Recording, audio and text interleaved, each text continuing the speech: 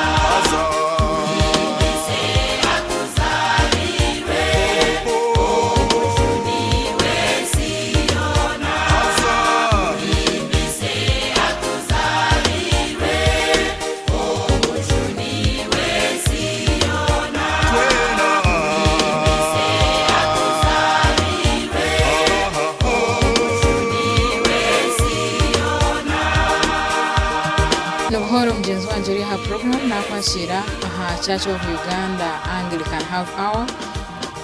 ninyenda kutabaruseyo aha yogumiremo izobere ya Sunday kandi mukama simu mnonga ahabwo nakoru nahabwa program yeji izobere mjenyi witu ni Reverend Janet Mushabe kandi naija ko banatugambira ebyabase kurabamu mukama ebyamurabisemu ebyarebere turi kugenda aha magaraje mpora nko kwabira birimo nakushemerwa aha program yeji nyina kwakira muzine yaso kama simu mnonga Reverend simu mjini so reka tugende horuko ko banzo tugambireho aha magaragawe no ije kubugana Kristo amagaragawe gakangashaki ndikuza kubugana Kristo amagaraganje gakabaga ryo mukabuka hango mnonga abo kubanka banyihira amasiko mukabantine businje mukabanta kine cyo n'ikindi kwiceza amagaraganje gakaba nigire rukufa konka mukama yanjere mbabazi yanjuna owe hakahabire ho chiwaza kwikaha point yo kwenda kufa ndikuza kwikaha point ejo Yesu Kristo kanshanga ninza kweita konka ntakashikiraho kaba nashwirwe ino mushija wanje Alfred Tomushabe konko makagiti sine mu businji turiya benyombo turiya bentongani arikunywa marwa atine murumo tuyina mabanja nakugambire nkakejo noba no manyikiri kugenda omisho umuringo nkogo kabashwirwa mu kantine mu businji iketaro kunkunda nanyenye nkantaro kubakunda twazo mu bintu byo kwangana ngweno bwanyuma ndukuza kwikaho amasiko ganje gona gakabaga ryo munsi gakabaga ryo mbafumu konka eshaha yenyine eje inizire kuza kwicererizaho ngabanyine rwango nyinjo mu mutima gwanje ndukurense ntamire urukushota uburyomo wena na nyanga banywani bitu batakitaho umutima n'abanyabuzare batakitaho umutima ahabwe mbere zitwabire nturabamo amasiko ganje gona nahurira nagagenda nigawamo konka kuza kwikaha nakobwo tukaba tuferirwe umwana witu wizara rya kabiri hazo umwana ogo yarwara umukanya kace stine na sente zo kumaraguruza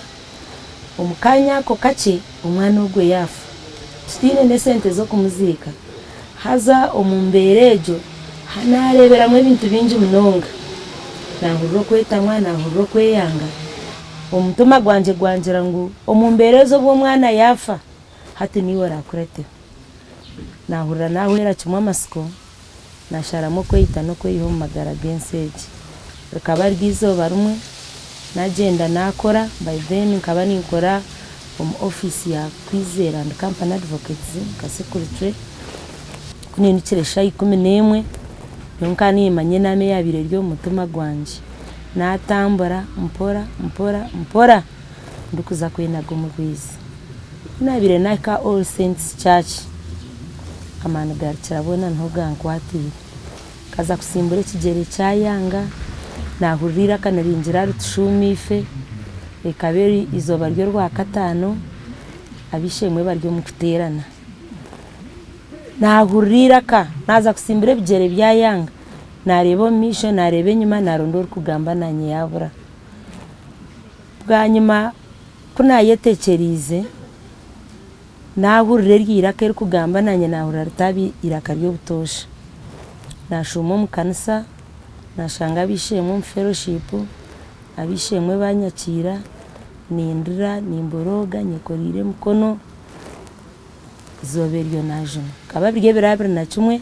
yo kwezi kwa kabiri umwaka gw'2022 ntekereza Yesu Kristo yanje 2022 okay nani ntekateka ngono kare munonga hapana 2022 okay mbwene shahejo kuwahereze kujunwa ahada chikejo ni kintu cye cyagiro magaragawe nahereze kujunwa nti okashoti koko wakubojiro mwenda bakagukujura biroka hurra wajwara nk'ikintu kisya abo kuba enakuyone inabire nyine nkakurura nejuka nerwo magaraganje nkakurura businge bwarahanga nubutaho muringa nahurura kushemererwa nubutaho magaraganje nahurura rukunde inabire ntakini letaho magaraganje hakaba hempinduka mpango mnonga nko muntu wabira yehwira amasiko nko muntu wabire yiriro kufa konka nyuma yo kwitiriza abishemwe bakanshagara nketise binabire nyine nkagurira narwo kandi ikintu cyo kubanza icyabandize kunyereka ngo rahangana akora bikuru ntakajunubwe nkanta gujigera abwe mbereze nabire nindabamo nangwa abakazi no manyantu batwine banywani bitu mweno mutebeze bikubamba kufaho kunabire mbagambira ebinabire nindabamo bayika hakungira ngo tandika kunywa maru kora nywa marwa nija kugushigera nija kutunga businge kunganka nywa maru businge bwawe nahika kumara za Puriton zungu nkago jegera namera Puriton sikurenga no muri 10 konko torotwaba konkergi izober nikirize Yesu Kristo nkomujene kandi umutegeci w'amagaraganje nkagujegera nomukashishe bakansimba cyaretero umwami wanje kwikiriza kurhangaro abo pakariyo muntu babira atari kwikiriza kariyo muntu ashomera ari kukanisa Bible ebyo kujuna bakababira hari n'amagaragi konko turoti yabire nareba nkamaziro bwire bwinji nyonta gujegera kurara ninyumuka kurara nintere binebi konka kuyarebere cyabireho umuruwe hatandika kuza mu kwikiriza kandi Yesu Kristo yampimbe amaryaga nabire nyine gandigamu entonga nize nabire nyine zandigamu mwene no mushije yatandika kureba ngo ubuzima Yesu Kristo ajenera amagaraganje kandi atahira muri nyaryo nakorwa muri okay hatu wagira ngo utakajunurwe uko inerwango na nabeka yawe waboshwirwe mutakubenda eje nshonga yo mukama kakubasa tokajikwata hota kunahereze kujunwa ubwirogwe nakajundum All Saints Church haza hakabaro fellowship yabirezirwe All Saints Church eiba kwita kakoba fellowship nazo muri kakoba fellowship abishemwe banyakira ishemwe ko bahereze kunyakira twatandika urugendo rwo kujunwa barakunkuza barakunyorra banyuma mugumanimba aho bujurizo bangambira ko shemerire gushemeza nshongezo banyuma nija nagira umwanya nabugana ba family barmu batatazara bamazara nabetisiza bansasa nanye nabasasa ukurugobo nanye nabo mwana umukongo nabo mwana nayakirwa kandi okujunwa kwakora bikuru kwandetera rukundo twakundana ruhanga yakora bikuru munonga okay Turukuzo mukahumuro nyenda kusima yuri ha programu yeji Church of Uganda Anglican Half Hour kutushayongera kurira ubujuruzi bwo mu jinyu witu izoberi umuhereza wa Church wa Nyamtiyobora Church of Uganda kandi akiriyo nayongera yuko nkada chikeji ikiriza tumure ukachi